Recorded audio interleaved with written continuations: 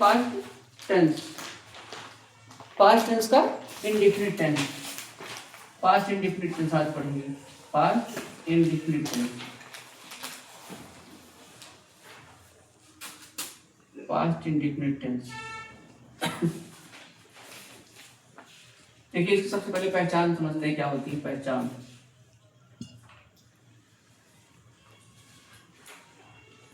इसकी पहचान होती है जिस वाक्य के अंत में, जिस वाक्य के अंत में बड़ा आ, ध्यान दीजिएगा, जिस वाक्य के अंत में बड़ा आ, बड़ी ई या बड़ा ऊ, इस वाक्य के अंत में बड़ा आ, बड़ी बड़ी बड़ा ऊ या ता था, ती थी या ते थे, या ते थे, या ते थे, या ते थे, जिस वाक्य के अंत में बड़ा आ, बड़ी ई, बड़ा ऊ या भी आएगा आखिरी में।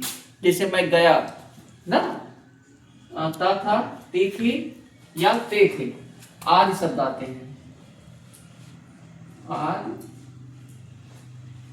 शब्द आते हैं, आज शब्द आते हैं, पास्ट इंडेफिनिट टेंस कहलाता है, पास्ट इंडेफिनिट टेंस कहलाता है,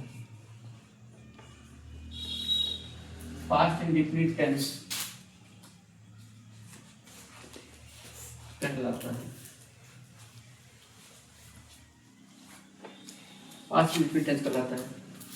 फिर से एक बात को समझिए, जिस वाक्य के अंत में बड़ा आ ना या बड़ी ई, जैसे वह गई या मैं जाऊं, मैं जाऊं, जाऊं बड़ा की मात्रा आ रहा नहीं आ रहा लास्ट में, या इसको कह सकते हैं कि वह गया, आखिरी में आया ना, ता था, मैं जाता था, मैं जाता था, वह जाती थी, वह जाती थी, या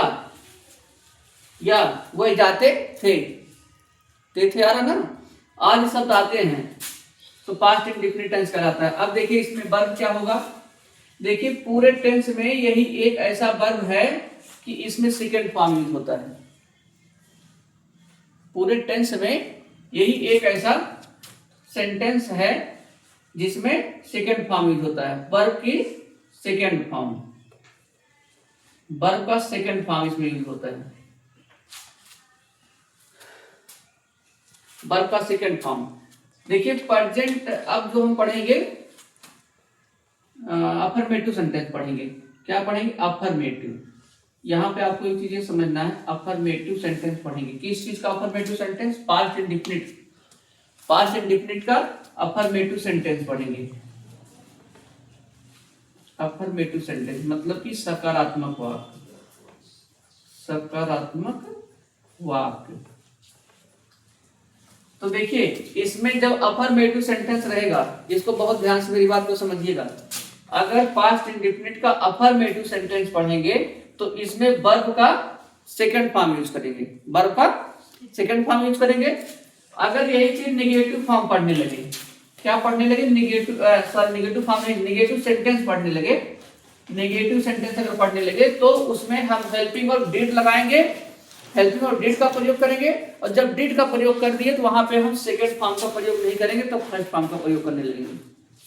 ठीक है, ध्यान से इसको समझिए। अगर मान लीजिए आपसे कोई पूछ लिया कि अच्छा बताइए पास्ट इंडेफिनिट में हेल्पिंग वर्ब क्या प्रयोग किया जाता है, तो आप पहले तो आप ये कहिएगा अफर्मेटिव अगर रहेगा, अगर सेंटेंस हमारा अफर्मेटिव रहेगा तो उसमें वर्ब का सेकंड फॉर्म प्रयोग करेंगे। अगर सेंटेंस हमारा नेगेटिव सेंटेंस रहेगा तो उसमें हम हेल्पिंग वर्ब डिड का प्रयोग करते हैं और वर्ब के फर्स्ट फॉर्म का प्रयोग करते हैं। ठीक है, इसको आप ध्यान रखे रहिएगा।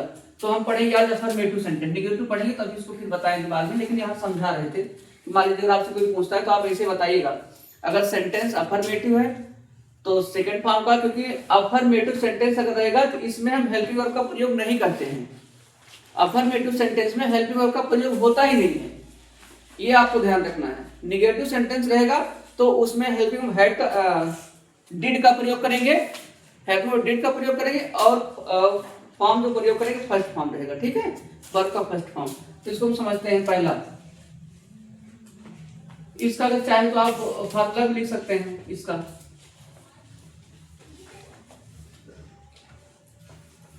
इसका फार्मूला ये है कि सबसे पहले रुक जाइए सब्जेक्ट सर। लिखेंगे,